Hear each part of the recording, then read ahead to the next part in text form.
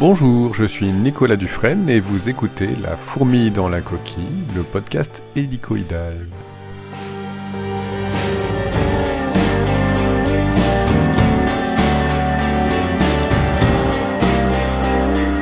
L'IA censée remplacer le travail humain pourrait-elle être aussi un danger existentiel pour l'humanité ?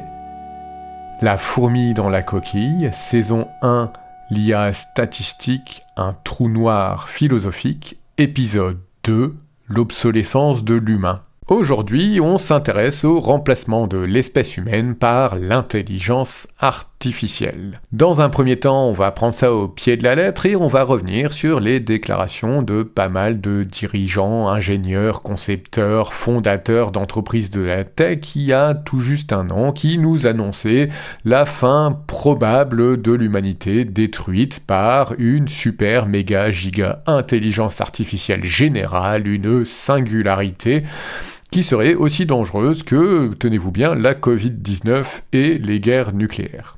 Spoiler alert, c'est pas la peine de vous acheter un abri anti-atomique tout de suite, Terminator c'est de la fiction. Par contre, on reviendra sur une autre promesse des mêmes gens, à savoir l'abolition du travail humain, la victoire de la flemmardise, bientôt grâce à l'IA, les humains ne travailleront plus.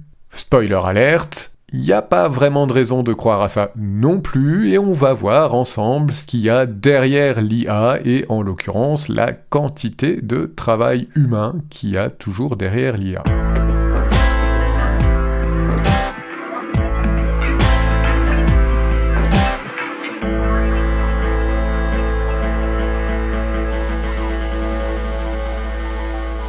Atténuer le risque d'extinction provoqué par l'IA devrait être une priorité mondiale au même titre que d'autres risques pesant sur la société tout entière comme les pandémies et la guerre nucléaire. Ce que je viens de vous lire, c'est une déclaration signée en mai 2023 par de nombreux dirigeants et influenceurs des industries technologiques comme Sam Altman, le dirigeant de OpenAI, Bill Gates, ancien dirigeant de Microsoft, Elon Musk, que tout le monde connaît, et bien d'autres encore, qui a été publié par le Center for AI Safety, une ONG californienne. Ce que nous dit cette déclaration, c'est que selon ces gens, l'intelligence artificielle pose un risque existentiel pour l'espèce humaine.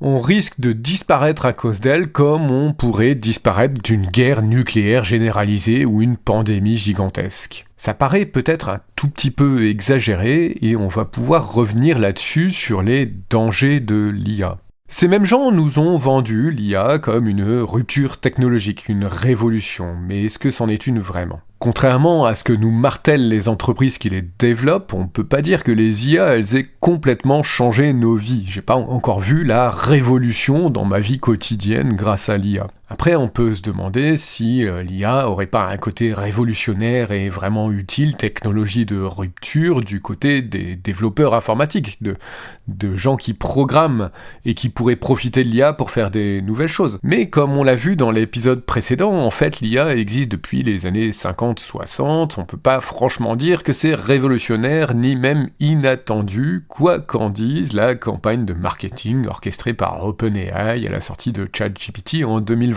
Est-ce que les IA sont pour autant inoffensives et inintéressantes en faisant abstraction de leur présence inévitable dans toutes les conversations numériques ? Eh bien, la réponse à cette question est double. D'un côté, on a des personnalités, des dirigeants et des grandes entreprises des technologies et du numérique qui ont tenté de prévenir la société d'un énorme danger potentiel pour l'humanité, en soutenant l'idée que le développement des IA pourrait rapidement mener à ce qu'ils appellent une singularité, c'est-à-dire un point de bascule où l'intelligence artificielle deviendrait générale, c'est-à-dire qu'elle serait capable de tout faire, y compris de s'améliorer elle-même, entrant comme ça dans une croissance exponentielle et complètement incontrôlable. C'est dans ce contexte qu'ils ont signé la déclaration que je vous ai lue tout à l'heure. Aussi dangereuse que soit une intelligence artificielle générale, selon eux, sous leur contrôle, entre leurs propres bonnes mains de géniaux ingénieurs, elle pourrait régler tous les problèmes de l'humanité. Par problème de l'humanité, ils entendent en général mettre fin au réchauffement climatique, soigner toutes les maladies, abolir le travail. Et puis on tombe assez vite dans leur conception transhumaniste où finalement le but c'est d'atteindre l'immortalité grâce à la technologie. Ça justifierait la course dans laquelle ils s'engagent afin d'atteindre cette intelligence artificielle générale au plus vite. Alors, outre le fait que ces gens, ils savent pas vraiment définir les problèmes à résoudre en question de manière un peu plus précise que ce que je viens de dire, on peut aussi sincèrement douter que leurs intelligences artificielles atteignent un jour ce point de bascule, tellement la technologie qui les sous-tend est encore loin de seulement approcher le fonctionnement du cerveau d'une poule. Agnès, ma poupoule, si tu nous écoutes, ne te vexe pas, tu es très intelligente pour une poule. Alors même que l'intelligence artificielle a déjà siphonné une quantité de données à peu près équivalente à l'intégralité de ce qui est disponible sur Internet tout en consommant une énergie équivalente à celle de plusieurs dizaines de millions de cerveaux humains pour chacune des grandes IA qui ont été développées. Alors non, je pense pas que le danger soit là, dans cette future et hypothétique intelligence artificielle générale. Pour moi, ce ne sont clairement que des gesticulations à visée purement communicative et commerciale. On fait parler et c'est bon pour le business. Faut reconnaître aussi que c'est un moyen assez malin d'éviter d'avoir à parler des problèmes bien plus concrets et immédiats que pose l'intelligence artificielle aujourd'hui. Sans spéculer et se lancer dans un exercice un peu hasardeux de prospective, on peut quand même noter que les intelligences artificielles statistiques, elles ont l'air de heurter un plafond. Après certes quelques brèves mais intenses années de développement fulgurant, la mine de données disponibles à leur entraînement a bien l'air d'être complètement épuisée, alors que leur niveau, qui certes est impressionnant, c'est toujours sympa à voir, il n'empêche qu'il est assez éloigné de la perfection qu'on attend d'une intelligence tout court. Alors on commence à entendre des gens dire que effectivement le développement par la force brute, c'est-à-dire utiliser uniquement l'apprentissage automatique sur un volume de données gargantuesque, est peut-être arrivé à une limite, mais c'est une limite qui serait franchissable en utilisant de nouvelles méthodes symboliques, logiques et analytiques, autrement dit en revenant à une programmation informatique un peu plus classique comme on l'a fait depuis longtemps avec un système de logique et d'algorithmes, autrement dit en donnant des règles que l'IA pourrait réellement comprendre. Il n'empêche qu'il est bien peu probable de voir soudainement un développement beaucoup plus rapide dans ce domaine que ce qu'il a pu être depuis les 70 ans que l'informatique existe. En tout cas, si l'intelligence artificielle ne représente pas un danger existentiel pour l'humanité, l'analyse qu'on va faire tous ensemble ici va nous montrer qu'elles ne sont pas pour autant complètement inoffensives.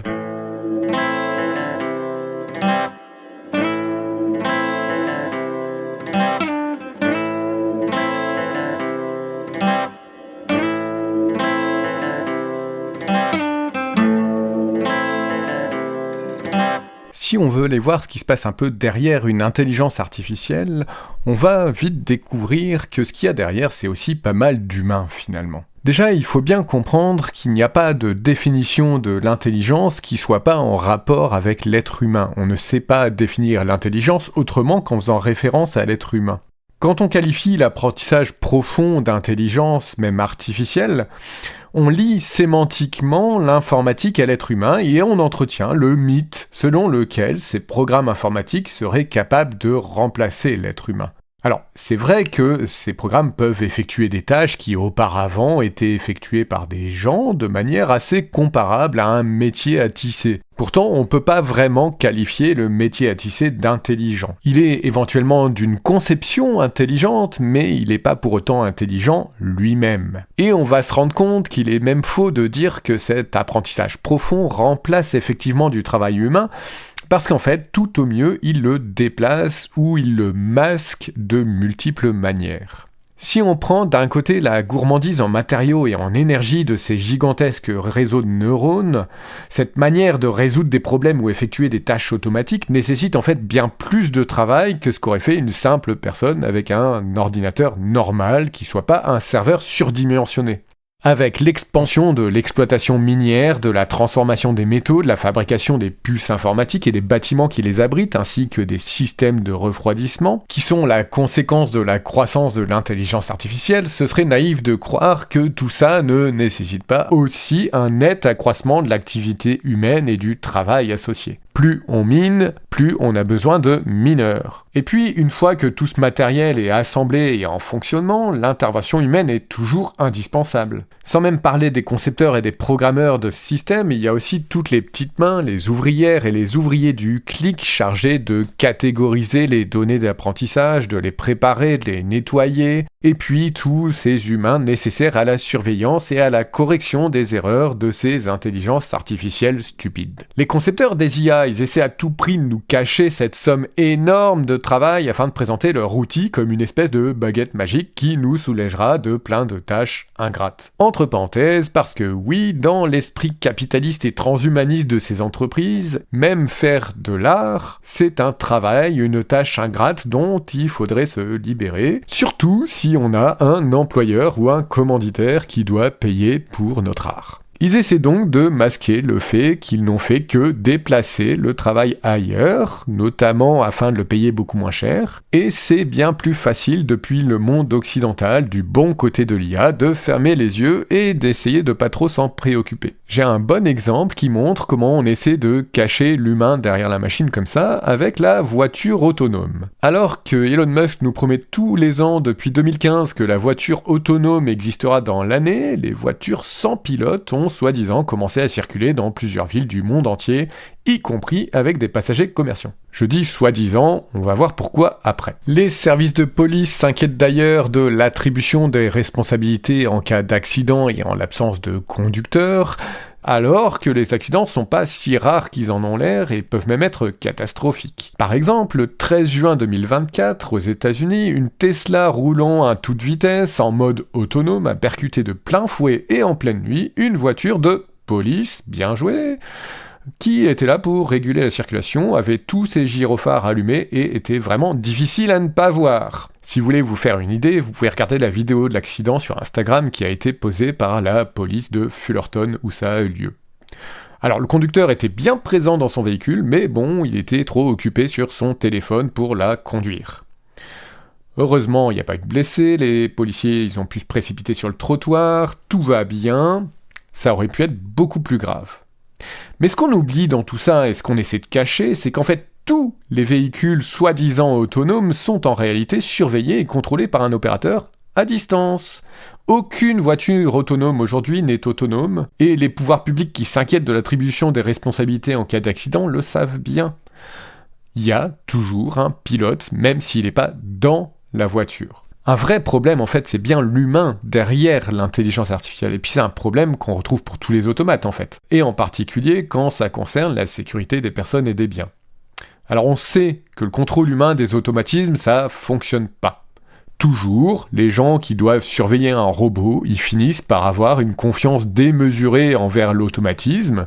C'est prouvé par plusieurs études, et c'est sans compter le fait qu'on va progressivement, de toute façon, leur demander de surveiller toujours plus de machines à la fois, généralement par souci d'économie, évidemment.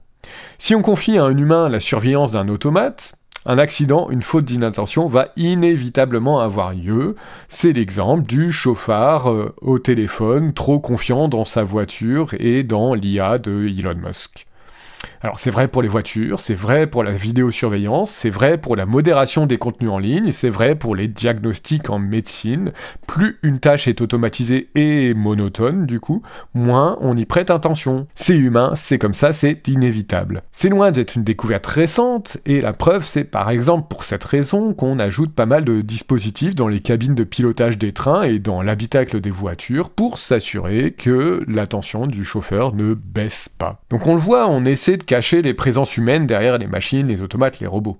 Et en même temps, quand on parle de la sécurité des IA, on va nous dire que la fiabilité est assurée grâce à ce qu'on appelle l'humain dans la boucle. En fin de compte, avec un humain dans la boucle, tout ira bien. C'est complètement hypocrite parce que, on le sait, l'humain n'est pas efficace pour contrôler un automatisme. On sait pas faire ça, on n'a pas le cerveau pour, tout simplement. Finalement, pourquoi on a besoin de l'humain dans la boucle? Tout simplement parce qu'on a besoin d'un bouc émissaire pour les défaillances de l'IA. Et oui, si l'IA foire, ce ne sera pas la faute des développeurs, ce sera bien la faute de l'humain qui la surveille. On lui imputera toutes les responsabilités des accidents dus à son inattention, dus à ses biais cognitifs qui sont pourtant bien connus et présents dans chacun d'entre nous, et on remettra jamais en cause la présence même de l'automatisme.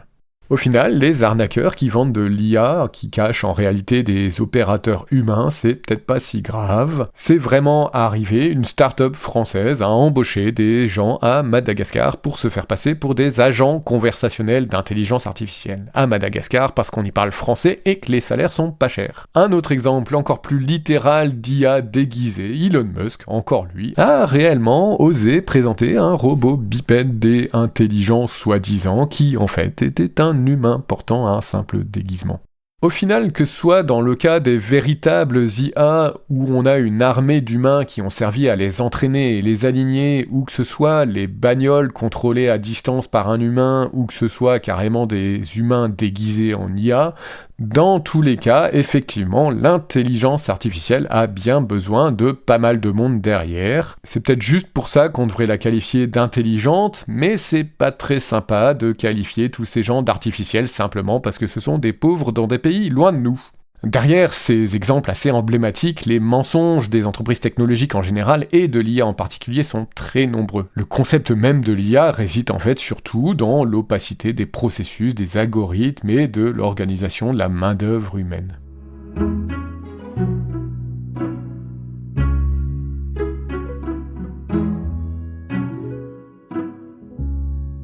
À travers tous ces exemples, nous voyons que finalement, les IA ne sont peut-être pas sur le point de remplacer ni l'humanité, ni le travail de l'humanité. Sans être une rupture technologique, nous avons vu qu'elles sont bien une nouvelle brique dans l'édifice du capitalisme ultralibéral, libertarien et numérique, qui tend à s'imposer à la population mondiale et amplifie les problèmes préexistants. Dans les prochains épisodes, en mettant en relation l'intelligence artificielle face à la créativité et l'intelligence humaine, nous allons voir comment, bien au-delà des problèmes graves mais déjà bien connus d'organisation et d'exploitation du travail, des problèmes économiques, démocratiques et écologiques, l'IA pose aussi des questions philosophiques auxquelles il est bien urgent de réfléchir et d'apporter des réponses alternatives. Pour approfondir le sujet et lire la documentation associée, rendez-vous sur lafourmi.media et accédez aussi à toutes les sources de tous les épisodes.